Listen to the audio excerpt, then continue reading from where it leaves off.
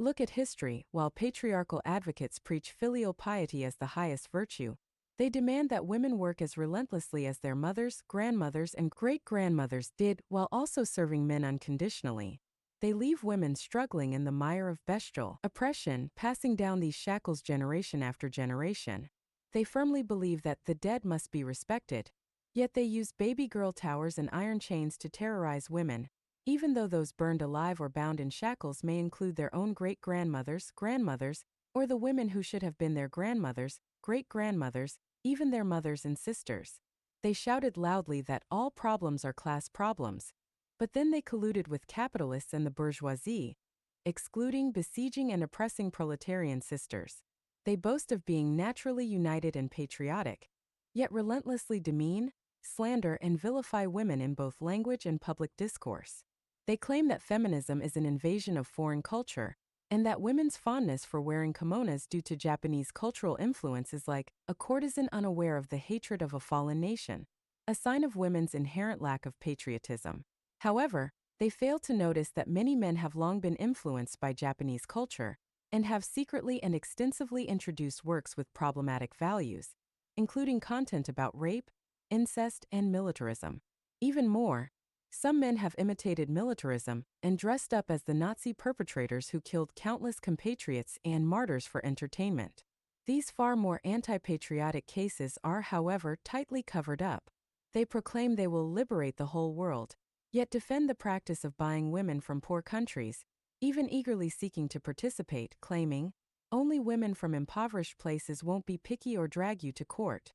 They weaponize the relative underdevelopment of other regions to trap their own female compatriots, even treating these places as exile zones to intimidate dissenters and those who dare resist.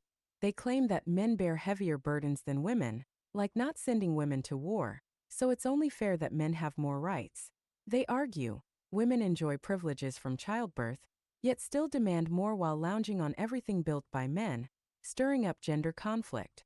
But women have fought in wars. Whether in the Liberation War or ancient conflicts, history proves otherwise. War follows the rule of troops move only after supplies are secured. Logistics, production, and intelligence are critical, and women have played vital roles in these efforts. In the protracted battle of human civilization's development, women have never been absent. And why do wars even start?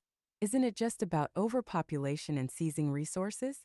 Given that women cannot reproduce asexually and men, armed with overwhelming physical dominance and penetrative reproductive anatomy, monopolize the initiative in mating, have they upheld their so-called masculine duty of ensuring population growth aligns with environmental carrying capacity? Some even argue, women reap the benefits of demographic dividends, yet refuse to contribute to sustaining them, turning male taxpayers into victims. Too many figures like Jean Goëmet have created a surplus of leftover women. Female selfishness and widespread opting out of reproduction weaken population growth, dragging down the economy. Let it be known that it was men's greed in monopolizing inheritance and resources that bred the systemic neglect and slaughter of women in the old society. Take Qingdao, Shandong as an example. The 1936 census revealed women outnumbered by men by over 1/3. Yet despite being so vastly outnumbered and systematically weakened, these very women birthed what can only be called a demographic miracle. Throughout global history, most women have contributed fully to societal progress, while men, often succumbing to bestial instincts, became patriarchs. Wielding violence and rallying female enablers, they exploited women as a class, branding them the inferior second sex. Yet biologically, it is the male sex that emerges by shedding the capacity for gestation, making them the true second sex in origin. As human males, they are the ones privileged with exemption from the burdens of reproduction.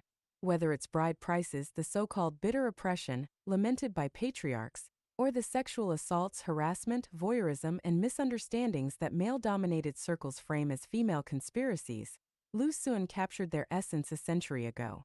A Q, who saw himself as oppressed, took out his frustrations by harassing the young nun for amusement, while onlookers roared with laughter. Later, consumed by thoughts of continuing his lineage and the need for a woman, he knelt to beg Widow Wu to sleep with him. Terrified, she raised a frantic alarm, drawing a crowd that drove A Q away and forced him to sign a pledge. Should any harm come to widow Wu, Aq alone shall bear the blame. At first glance, Aq seems pitiable, wrongly accused. But precisely because countless men could, like him, casually grope a nun or accuse any woman walking outside of seducing stray men, because female victims were mocked into silence or driven to hang themselves to preserve chastity, widow Wu had no choice but to react so fiercely to protect herself. In the end, that kick-downward cruelty of the kick-the-cat effect rebounded onto Aq himself, muttering, "Women are all treacherous creatures." He embodied a mentality unchanged in many today. Only now, the slander and fists rain down on women twice as hard. What a perfect example of later generations pitying the past but never learning from it. Combined with the previously mentioned offspring prosperity motherhood decline systemic model, the evolution of larger male and smaller female body sizes may itself reflect an inherent imbalance. When those exempt from reproduction doubly exploit those burdened by it, the entire species is accelerated toward collapse and chaos. Only external plunder can delay this trajectory. Thus, patriarchy is inextricably tied to imperialism, even militarism. This is precisely why humanity requires the restraints of responsibility, morality, and law to curb its own bestial instincts. To patriarchal ideologues, these constraints are nothing but shackles binding them. From resenting women's longer life expectancy to despising their higher education enrollment rates, even seething at sex workers out-earning men, they obsessively block any path where women might surpass them. Observe their giddy anticipation of Chinese women following Japan's trajectory, while fantasizing about receiving an enslaved woman as a coming-of-age gift, preferably without spending a single coin. Combined, their ultimate desire is to cement male domination, only by enforcing female dependence on their provision, demanding absolute obedience, and ensuring women bear greater survival burdens can they feel truly man, with their masculine dignity and existential purpose intact. So the male chauvinists love to hold up the banner of the heroic revolution. That's just to hide their true selves, the evil monsters like the devil dragon, in the works of the heroes, who would flood the Chun Tang Pass if they couldn't get their hands on young boys and girls. When that so-called sheltering arrangement for the female graduate student came to light, many argued that pairings of older bachelors with mentally ill women were common in their hometowns, claiming it was a win-win. The women got supervision, their parents were relieved of burden, the men gained sexual access, and society enjoyed stability.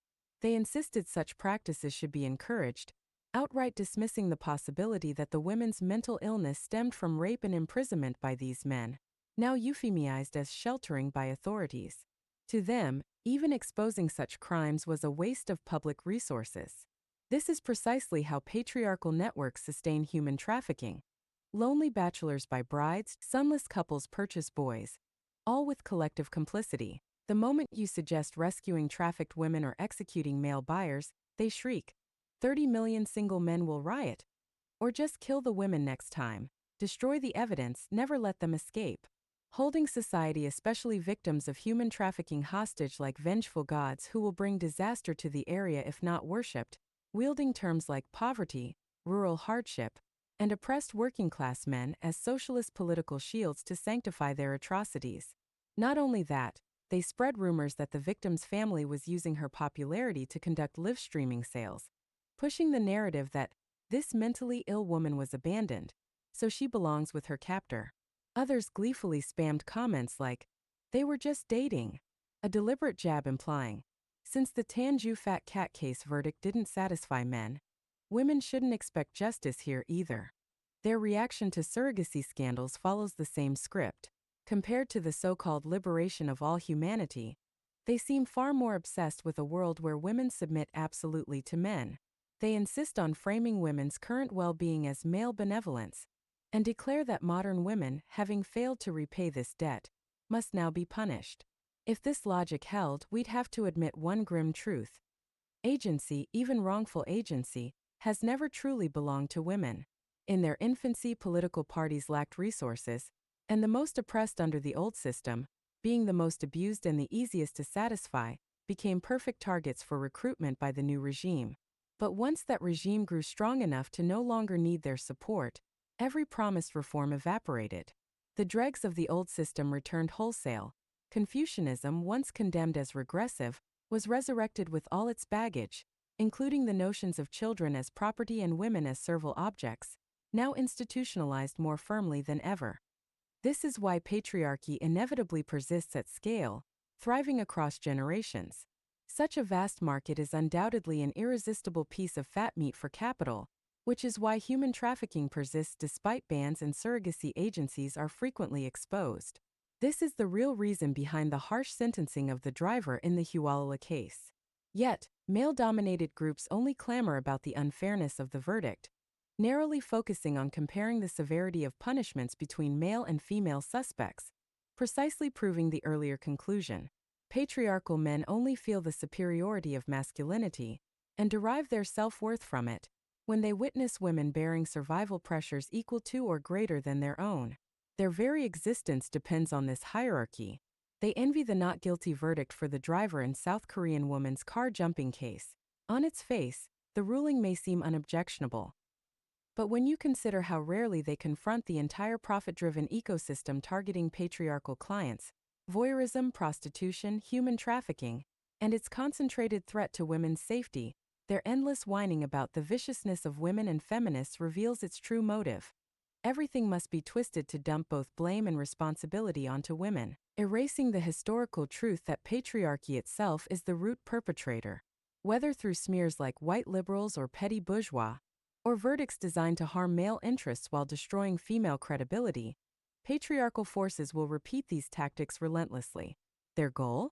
To normalize public indifference toward female victims, until the day comes when they can strike with impunity. In barely a century, history has circled back to the very horrors Lu Xun once documented. South Korea, as mentioned earlier, failed to achieve revolutionary transformation due to its geopolitical constraints, becoming instead a hybrid of feudalism and capitalism. Lacking a socialist framework, its developmental philosophy prioritizes producing humans for the sake of growth over growth for the sake of people.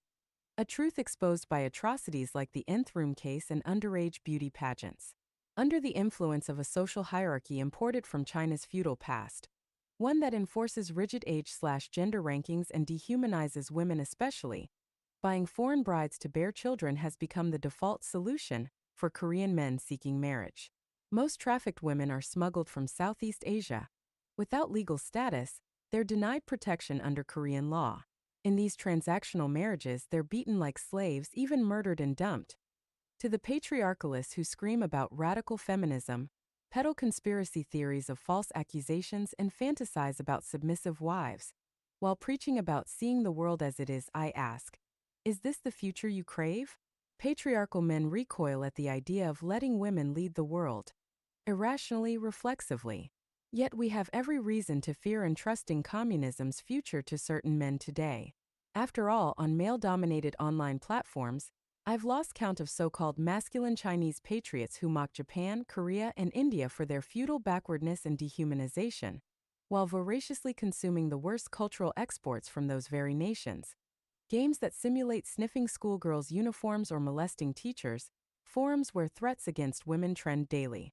They salivate over news of female victims, scream for duels to the death, fantasize about copying Japanese/Korean street violence against women, endangering public safety, and cheer for imperial expansion to claim foreign women. Their mentality aligns perfectly with 19th century colonial powers, yet they dare posture as revolutionaries. These exposed cases are just the tip of the iceberg. What's more terrifying? They still enjoy systemic privileges, inheritance priority, lower academic entry bars, hiring preferences, while wielding near-universal physical dominance over women. Even when not part of the elite, they're omnipresent. Their violence so normalized it's witnessed everywhere, casually.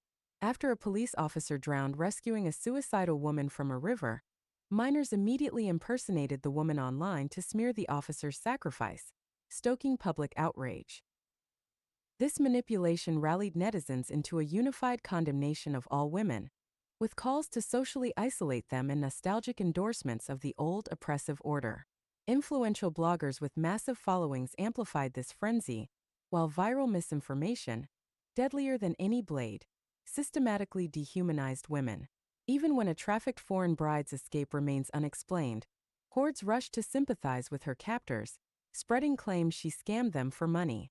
During raids against surrogacy rings, volunteers barely detain suspects before industry players call to negotiate, revealing not only prior surveillance of activists, but the terrifying entrenchment of these profit chains.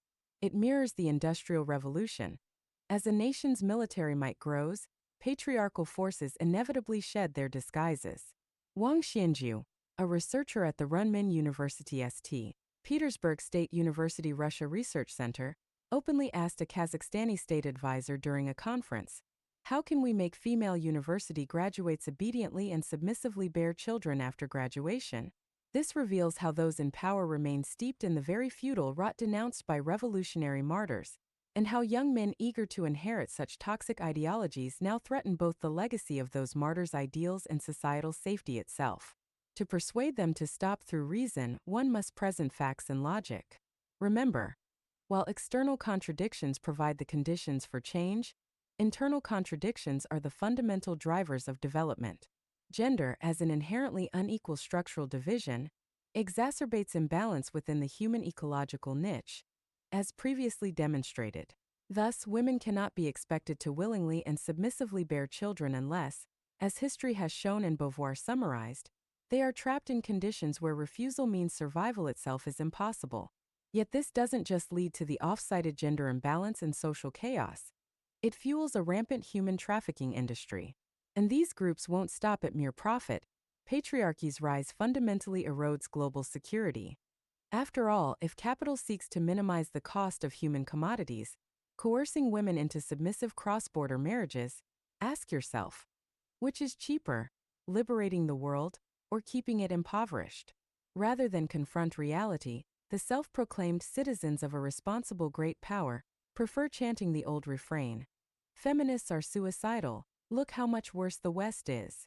Even though the male-dominated society has oppressed women for thousands of years, leading to an imbalance in the male-to-female ratio, their first thought is still to bring in foreign women to balance the gender ratio and satisfy the insatiable desires of men. How would such a group, which has always treated their own women in this way, view foreign women whose ancestors once invaded their territory? A male-dominated group that has betrayed and deceived both their own women and the martyrs, and where such ideas as power comes from the barrel of a gun, and Jingfu women weep in terror, are so prevalent among the youth, what kind of truth would they create with their swords and long-range cannons? At this rate, the day may soon come when the women chained in sheds wear not local faces, but foreign ones.